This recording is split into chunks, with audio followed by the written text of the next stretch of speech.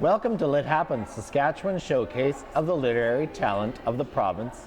We're out on location today at the Holiday Inn, and we're in the lobby, and it feels effervescent in here. It's a great energy, and a great atmosphere for my guest, Kristine Scarrow.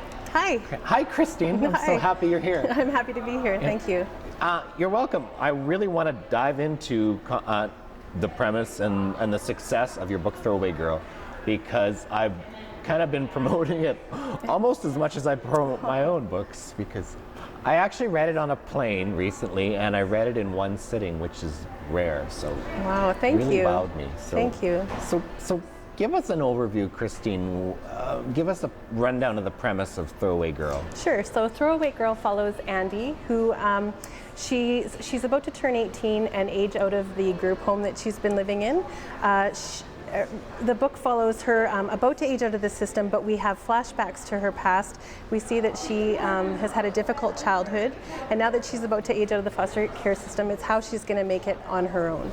So, yeah. And her struggles are so poignant and so heartbreaking. Like I said, I was reading it on a plane, and I read it on a flight to Mexico, and I was sitting there in my seat crying because I was so moved by the story, and people were staring at me. But it was quite a journey. So yes, it's a fairly gritty book. Yeah, it's gritty. That's a good word. Andy goes through a lot of struggles throughout the story, and I've heard from readers that the book is maybe perhaps a bit too intense for them at times because of that. However, I see it as Andy's journey is a story that's not often told enough, of the so-called throwaway kids in our society who haven't had the childhoods and the experiences that many of us get to have, and that her story is very indicative of what it's reality for a lot of kids. I think this book needed to come out. I think it was finally the story that needed to be told. The story a lot of people were afraid to tell. So I guess my next question is, what prompted this? What led to writing Throwaway Girl? Because it must have something happened. I grew up in one of the poorer neighborhoods in Saskatoon, and I think from a young age, part of it was being surrounded by examples of extreme poverty and things like that at times, that I developed a passion for helping marginalized in our society. Yeah. And as I got older, I'd always wanted to be a writer since I was a young kid, and spent lots of time as a voracious reader and writing in notebooks under trees and daydreaming. But as I got older, I didn't really see that writing was a viable career path for myself. I sort of likened it to how you say you want to be a Hollywood actress maybe, but you live in Saskatchewan, and you don't know, how that would come about. And so that was my experience, and I ended up picking psychology and social work as my career path, right, which is, again, things that I'm passionate about. And so over time, my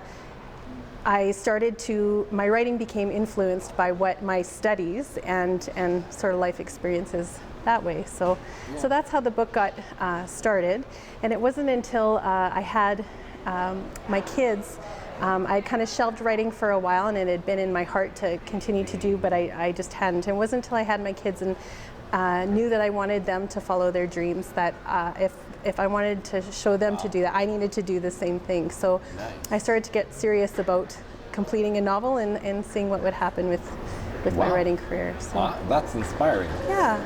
Now, Throwaway Girl has been successful. I'm seeing it all over, and people are talking about it. In fact, you were a special guest at Shaw Foster's book club, that's right. Which is huge. It's it was a huge honor to be part of that. I'm sure I just read somewhere that it's up to 1,000 members at the moment. So. Oh wow! Yeah. I guess my next question is: writing makes for a very external life. How has this been for you? It's probably taking you on a whole new journey. Absolutely.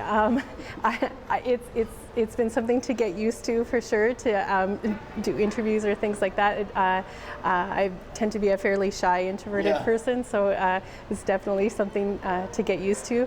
But that being said, I'm absolutely thrilled that the book is being taken notice of, and that it's allowing me to hopefully continue to write.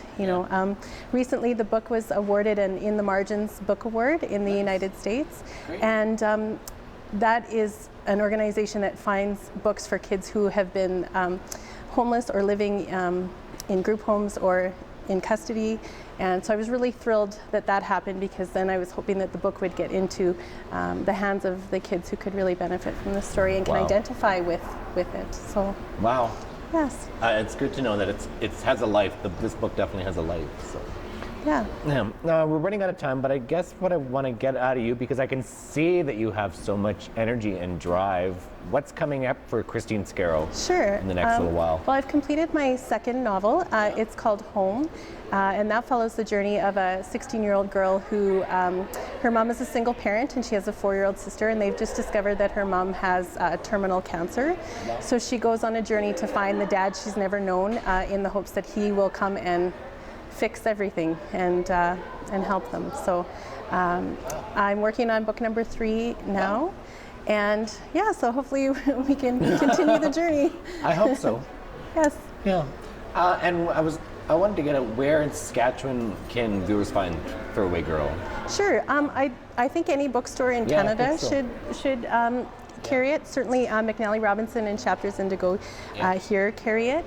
As well as almost every online retailer. And nice. Ebook? Yeah. Yes. Yep. Yeah. It's an ebook format as well. Yes. Probably Kobo, Kindle, the whole 9 yards. Yep. Okay. You betcha. Great.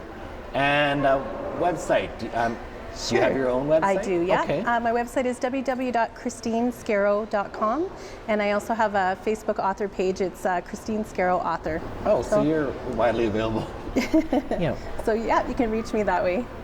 Well, I just want to say that it was a gift to me to interview you about this book, because this was one of the books that really rocked my world in recent years. So. Oh, that's so kind, really Wes. Thank you. You're welcome. That means a lot to me. Thanks. Good. And we'll get you back on. All right. All right. Great. Thanks. You're welcome. That's all the time we have today for Lit Happens. If you enjoyed today's episode, you can see previous segments on Shaw TV or on my website, www.westfunk.ca. And you can connect with us online on Facebook, YouTube, and Twitter. So I'll see you next time on Lit Happens.